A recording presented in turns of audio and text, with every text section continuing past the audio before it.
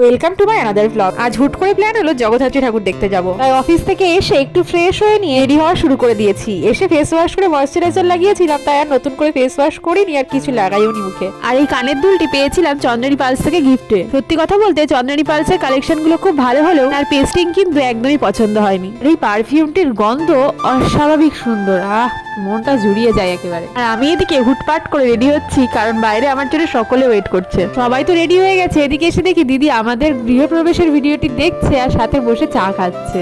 তাই সবাইকে গিয়ে একবার করে বললাম আমি রেডি হয়ে গেছি, চল এবার বেরাই। ও আবার আপনাদেরকে দেখে হাই বলছে। এই যে আমরা দুই মিমি রেডি। ঐশীকে বলছি কি রে তোর হাতে কি এটা? ও বলছে পুজোর ওখানে ঘুগনি বসেছে আর কোনো খাবার বসেনি, আর ঘুগনি ভালো লাগে না, তাই কেক নিয়ে যাচ্ছি বাড়ি থেকে, কেক খাবো বসে বসে। আমাদের পাশের পাড়াতেই জগদ্ধাত্রী পুজো হয় আর পৌঁছেও গেছি এখানে। প্রথমে গিয়ে মাকে দর্শন করে নিয়েছি। আসুন আপনাদেরকেও মাকে দর্শন করিয়ে দিই। খুব সুন্দর হয়েছে মায়ের এই মূর্তিখানি। বাইরে বাচ্চাদের নাচ হচ্ছে, চল বসে বসে বাচ্চাদের নাচ দেখি আমরা। নৃত্যানুষ্ঠান হচ্ছে আর সাথে আয়োজিত হয়েছিল সঙ্গীতানুষ্ঠান। আর এই দেখুন এসে একটা পুচকের সাথে আলাপ হয়ে গেল। বোন তাকে কোলে নিয়ে চুপ করে বসে পড়েছে। খানিকক্ষণ বসে অনুষ্ঠান দেখে এবার বাড়ির দিকে যাব। আমি বাড়িতে ফিরে এবার একটু ফেস ওয়াশ করে নিয়েছি, এবার একটু লাগাচ্ছি নাইট ক্রিম। আর এই ক্রিমটি 2 বছর হচ্ছে কিনেছি, 2 বছরের মধ্যে মনে হয় না 6 মাসও মেখেছি। তবে যে কদিন মেখেছি খুব ভালো রেজাল্ট পেয়েছি। খুব ভালো একটি নাইট ক্রিম। আমি ঠিকমতো স্কিন কেয়ার না করলেও আমি বলবো everyone should take care of their skin.